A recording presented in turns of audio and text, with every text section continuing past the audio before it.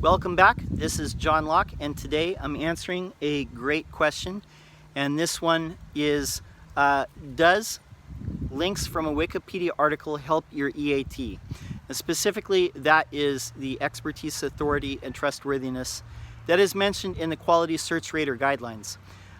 So let me preface this by saying that if you have your own Wikipedia article, if you are a brand or a company that is large enough, prestigious enough to have your own Wikipedia article, you probably already have the authority, expertise, trustworthiness that Google is looking for. Because, again, like I said 11 years ago, they want to push big brands because they are a filter.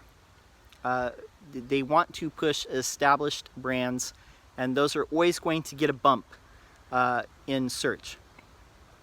Now, Wikipedia links, like citation links, if somebody references an article or a page that you have on the internet in an article, those are no-follow links, meaning they do not pass PageRank, they don't pass link equity or link juice or whatever else. So you don't get the bump from that. But I do believe that there is a little bit of a boost, a little bit, from having a mention, a link, a citation on a Wikipedia article.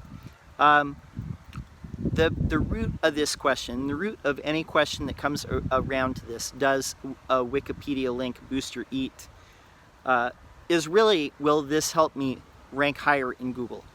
And I think that we need to look at what EAT is and how Google mentions it in its rater guidelines. And my own experience with EAT might be a little bit different than what people are teaching. I know there's a lot of people out there selling EAT audits, but here is my experience with what EAT is. Now, let me say too, the Google Search Quality Raters, they are human beings, they're contractors that go in and they basically evaluate the search results. They're given like a scorecard of all different sections of the page, and they're supposed to fill that out. That feedback goes back to the Google engineers.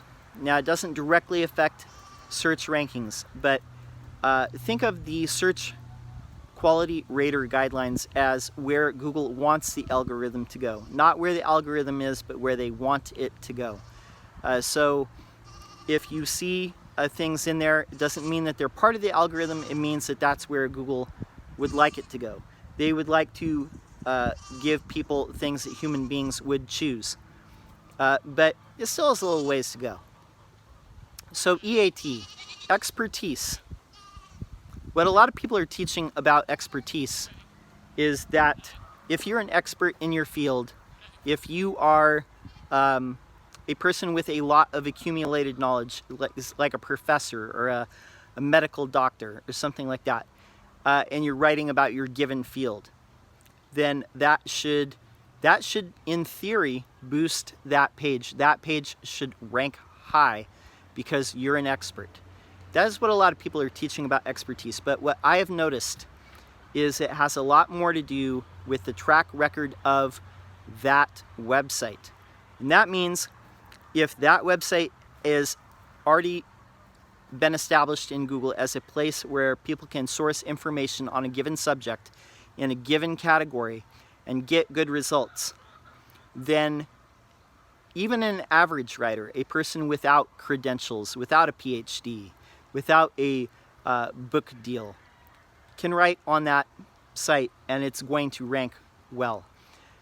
But as we outlined in another question that we answered in another video, you can have an expert, a doctor, a PhD, whatever, professor, a expert in the given field. You can have them write a guest post on your site. Doesn't necessarily mean that your site or that page is going to rank well if your website does not have a track record of providing good answers that people are satisfied with. It doesn't happen. And people are mystified by this. But a lot of it has to do with the track record of your site. So if your site has a lot of incoming links from topically related sites, if it has a lot of social shares, if Google is getting signals that people are satisfied with the answers that they're finding on that page, and that means scroll depth, maybe time on page, maybe they're making certain movements with their mouse that indicates they're happy. Perhaps there's other things as well. They could be getting that information, as I suspect, and a lot of people suspect, they could be getting that information from Google Chrome to indicate user signals. They don't necessarily need Google Analytics, because half the sites in the world do not have Google Analytics. But Chrome, a Google property, a browser, has a large market share. So they could definitely get user signals from that. Expertise also, they mention the skill and craft in which the content of the page has been made, the content of the site. There's other things that are mentioned in the EAT section, like they want to know who's behind the site. They want to know, is it clear, like who's running the site, who's behind it. But I've seen a lot of sites with anonymous, like there's really no mention of who the owners are, who the founders are, and they seem to rank okay.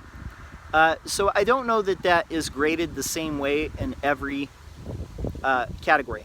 One other thing that I want to say on expertise before we go to authority, though, is Google has, a lot of people think that Google has omnipotent powers and can tell who is an expert in every given category on the face of the earth in every industry. And it's just not possible for Google to know that at this point. Now, if you have a book like published, if you have a book published, maybe you're an Amazon author even, you will have a knowledge panel. If you Google your name, you might see a knowledge panel. If you were one of the marketers that was lucky enough to be around when the database Freebase was around and you added your profile, you probably have a knowledge panel. That was before Google moved to extracting data from Wikidata, and now they source it from different places on the web. But marketers and stuff like have profiles that were added in Freebase. So the other thing about expertise as well, when it comes to it, it's really about the site, not the person. A expert person can't bring up a bad site, but a good site can bring up a mediocre but like expertise author, because that site is a track record. Let's talk about authority. A lot of people talk about authority as if all the people that write for your site, if they speak, if they go on podcasts, if they're up on stage somewhere speaking, they're speaking at trade shows and speaking on TV, that might certainly help, but not for the reason that people think. People, again, think that that has to do with, personal authority. But I think authority really boils down to getting links from other websites that are closely related to yours. Now, podcasts, speaking engagements on events pages, all these things can certainly help, and it can certainly help, but I think authority really comes down to links. That's the easiest way for Google to measure authority. And it goes back to, again, how does Google evaluate who's an expert and who's an authority and who speaks the truth and who has the right information? You'll notice there's a lot of sites that rank really well that don't necessarily have a lot of credentials. They don't necessarily have a lot of personal data about who created this article, and they rank really well. And you could look at WebMD, you could look at WikiHow, you could look at any types of sites like these that rank really well. It's because they have a lot of links coming in, and people are satisfied with those articles. They scroll far down in the page. They spend a lot of time on the page.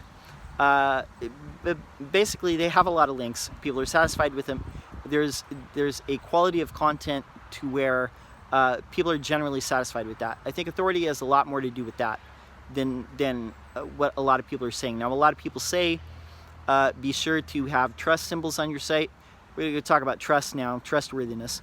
But a lot of people say put trust symbols on your site. Put that Better Business Bureau seal on your site. If you've won an award, put that link on there. Now, I've seen people try this too. I've seen different people, specifically like marketers. We're going to link to every article that we ever, on every site where we made. It's going to show like our authority and you can trust us and this and that. It doesn't necessarily work. Um, it, when it comes to trust symbols, specifically like logos, here's all the clients we've worked with. Google is not necessarily differentiating like, oh, they worked with all these prestigious brands, so that must be, we must rank them higher. Or here's a row of logos that shows, what accreditations or awards or whatever that we have. It might not be that Google is differentiating the fact that, like, here's these logos, and we also somehow magically know that they have these accreditations from somewhere else. It might simply be that Google is looking for a row of logos, period. Simple as that. They're looking for a row of logos. Pattern matching in the search engine results pages is a big thing. We talked about search intent a lot. We talk about like how we do SEO audits, and a lot of time it comes down to matching patterns that Google already knows works, and sites that rank high and seem to satisfy people have these particular patterns, and that's what we're looking for. Let's speak specifically with trust, because I've had people say this too. I am an expert. I'm trustworthy. Our site is trustworthy. Our brand is trustworthy. Our company is trustworthy. I've seen a lot of companies that have negative sentiment around their brand, and I mean negative articles where people are trashing them, bad reviews. People have been involved in lawsuits from their company. All kinds of negative sentiment, bad things happening. They still rank. They still rank really well. So I don't necessarily think that is all the way true either. I think a lot of people give Google almost godlike powers in ascribing what they can discern and what they cannot discern. I still think human beings, specifically in industries where people in your industry have a lot better discernment than Google does as to who is the expert, who's the authority, and who can you trust. What I do know that Google does, and know this for a fact because I've seen it time and time again, if you look at the patterns of who ranks in different categories and different industries, you will notice that the top ranking sites in these different categories usually have links from some of the same sites. They have profiles on some of the same sites. And that is an indicator to Google that you have authority and you have trust. That is a lot to do with it. Look for the patterns, and it's really as simple as that. A lot of people are teaching all kinds of wacky stuff right now. The biggest thing is just look for the patterns, discern for yourself, make your own decisions about what is happening. There's a lot of advice that people seem to pull out of thin air. I don't know. This is what I'm seeing when it comes to trust. I mean, honestly, reviews, all that stuff, if you have a lot of reviews, if you're a product company, if you have a lot of reviews on something like Trustpilot, that's going to help. If you're a service company, if you have a lot of reviews on Google and Yelp and Bird Eye and GatherUp and all these Nearby Now, that's definitely going to help. If you're some kind of construction like HVAC, plumber, electrician, if you have a lot of reviews on Home Advisor, Angie's List, these things are going to help, no doubt. Those are going to help. It's basic. I mean, look for what other people who are ranking have in common. If you isolate those things, you can determine what Google is basing authority and trust and these other things on. Now, human evaluators, these human search raters, they definitely look at things and they say, this page, the main content is high quality, it's low quality, the secondary content's high quality, low quality. They grade them on these different things. But it's all just input points. Google is still, it is a bot that crawls the sites. It is an algorithm that grades the sites. You have to think about how a computer would think about things. It doesn't have the discernment that a human being does, not yet. How would a machine evaluate things like quality and expertise and authority and trustworthiness? In my opinion, it's looking for commonalities of things and things that are easy to measure in order to rank them. So content, links, in the content mentioning certain words on your site, in your writing, that's going to tell Google you belong in this category. You probably have expertise in this category if you mention these things that are other sites in your category mention. It's a way to put you in a taxonomy. Okay, so links, definitely a sign of authority. A site with only a dozen websites linking into it, probably not an authority. A site with no reviews probably doesn't have authority or trust. But like I said, there's a lot of things that go against what people are teaching about EAT. And I just want you to be aware. Now, Wikipedia, yes, a link on Wikipedia probably going to help you. If you are big enough to have an article on Wikipedia, like we mentioned in a video before, you probably already have that EAT, because you kind of have to be a company of a certain size and of a certain caliber of newsworthiness and noteworthiness in order to have a Wikipedia article that sticks. Well, I don't want to bore you too much. I hope that this is illuminating. I hope it gives you something to think about. I hope it gives you something to consider and look at ranking a different way. Don't think of it as a series of tricks that you do or a series of things that you do, but actually look for the patterns that Google is rewarding sites for. Look and see if you can find the patterns with the different companies that are outranking you. And I bet you can crack the mystery, the cipher. You can crack the cipher of how to get your site to rank higher as well. My name's John Locke. My business is Lockdown Design and SEO, and I'm here every single day making videos on SEO. I would love to see you subscribe. And if you have a question, leave it in the comments below. I'll be happy to answer. That's all I have for now. Until next time, peace.